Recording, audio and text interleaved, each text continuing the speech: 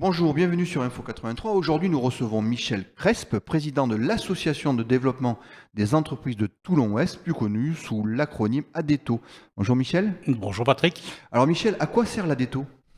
Alors l'ADETO est une association qui, pour faire simple, sert de relais entre les entreprises du territoire. Il y a 1500 entreprises et 17 000 salariés. Et puis les collectivités avec une double mission, si j'ose dire, pour être générique. La première qui est ce relais entre les entreprises et les institutions. Et puis la deuxième, surtout, une activité d'animation économique sur le territoire des 800 hectares du pôle d'activité de Toulon-Ouest. Alors, il me semble que vous déménagez, vous avez déménagé? Nous avons déménagé, donc ça c'est la grande nouveauté 2020. Nous nous sommes installés dans des locaux beaucoup plus spacieux, qui font 150 mètres carrés, pas très loin de nos anciens locaux, puisque nous sommes maintenant au 830 boulevard de Léry. Ces locaux plus spacieux sont déjà des conditions de travail pour nos 3 chargés de mission qui sont beaucoup plus agréables. Ce sont aussi des capacités d'accueil pour tenir nos propres réunions thématiques dans des conditions bien meilleures que par le passé. Et puis surtout, nous ouvrons de nouveaux services au profit de nos adhérents et des entreprises du territoire, à savoir la location de salles de réunion. Nous avons une grande salle de réunion de 40 mètres carrés qui peut être configurée dans différentes situations, théâtre, rectangle, etc., et qui peut être éventuellement divisée. Et puis, et surtout, si j'ose dire, un espace de coworking que nous allons ouvrir dans les prochaines semaines, un espace de coworking qui pourra accueillir entre 8 et 10 personnes à la demi-journée, à la journée, sur des formules qui permettront de, je dirais, travailler de manière sereine, dans un cadre agréable et avec des échanges fructueux. Alors, l'ADETO est une association. Combien vous avez de membres dans cette association? Alors, nous avons terminé l'année 2019 avec 260 adhérents. Alors c'est à la fois beaucoup et peu.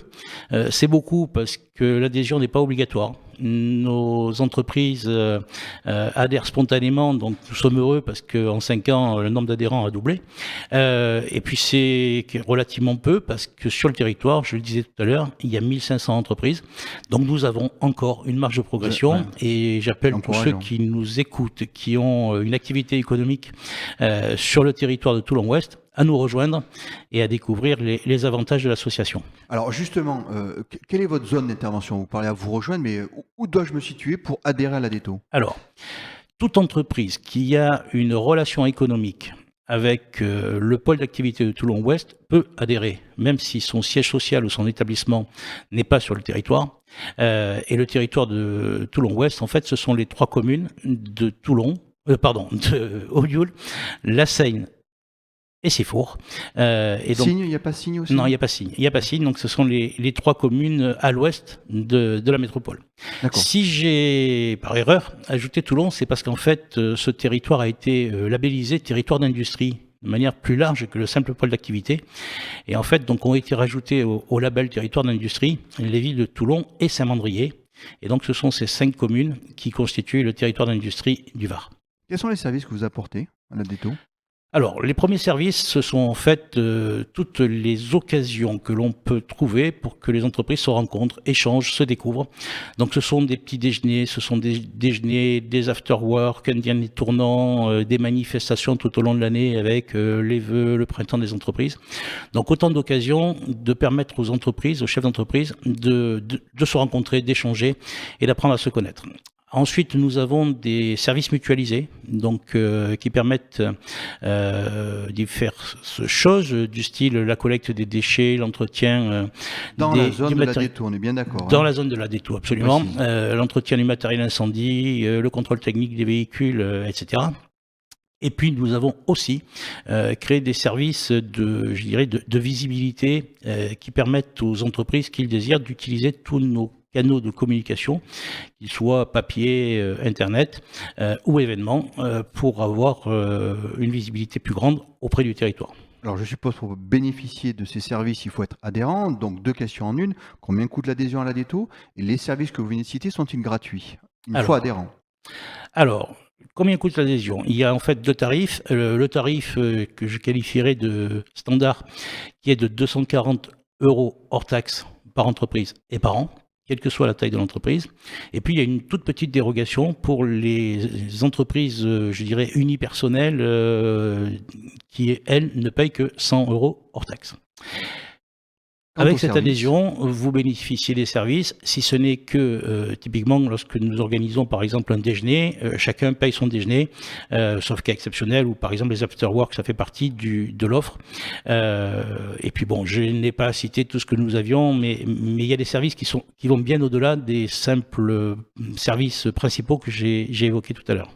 alors vous organisez pas mal de manifestations, vous avez un temps fort qui est le printemps des entreprises chaque année. On va voir juste un petit extrait, un petit diaporama 2019 et on revient après. Volontiers.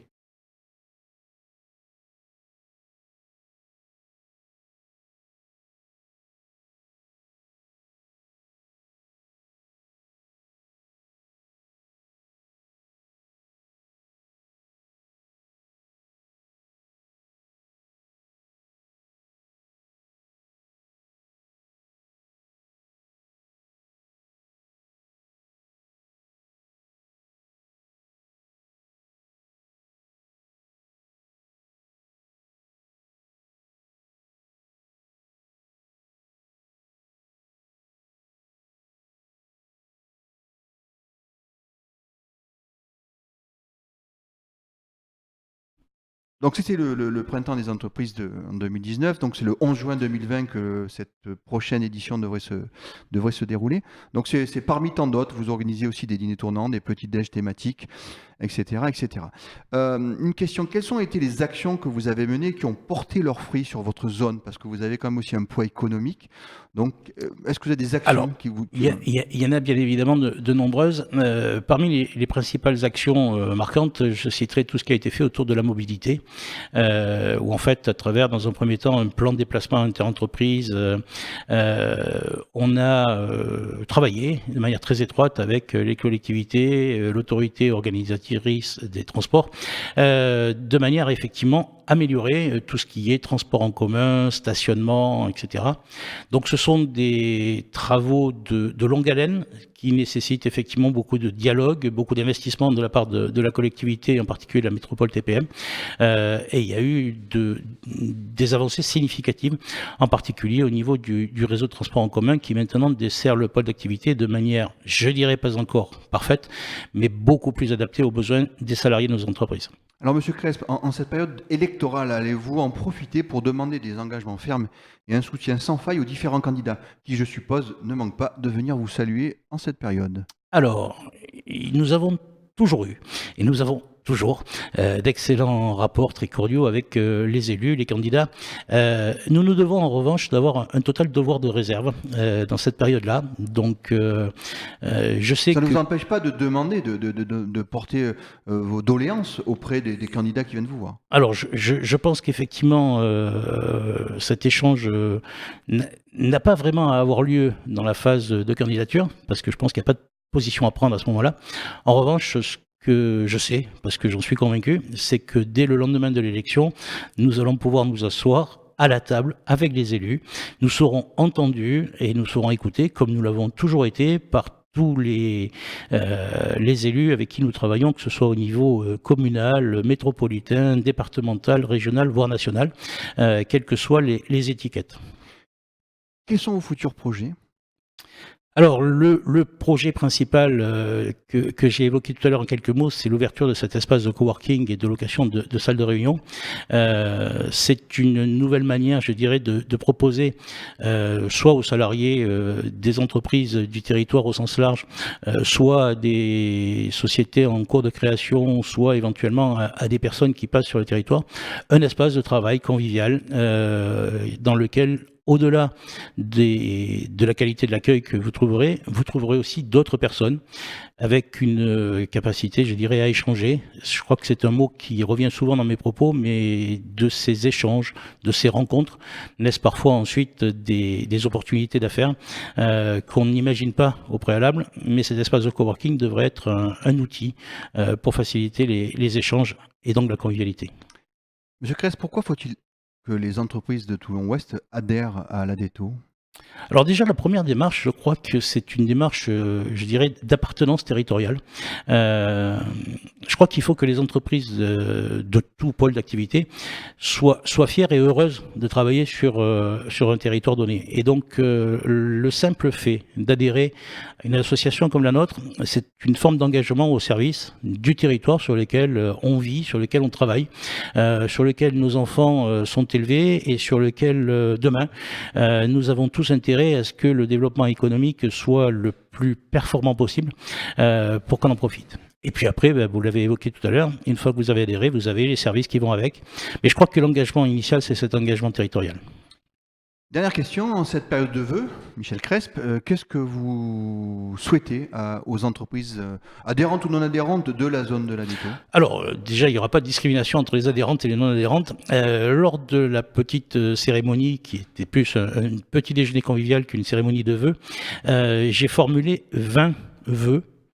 Donc je ne vais pas les reprendre cette fois-ci. Et je ne garderai que le premier et le dernier. Le premier, c'était santé. Et le dernier, c'était espoir. Et au milieu, vous y trouviez tout ce qu'on peut souhaiter aux entreprises du territoire. Et j'avais conclu en disant que j'espère que ces 20 vœux, V-I-N-G-T, ne soient pas de 20 vœux, V-A-I-N-S. Eh ben, écoutez, je vais renouveler ce souhait en souhaitant plein de bonnes choses à toutes les entreprises de Toulon-Ouest, mais au sens large à toutes les entreprises de la métropole et du Var. Cher Président, merci beaucoup. Merci.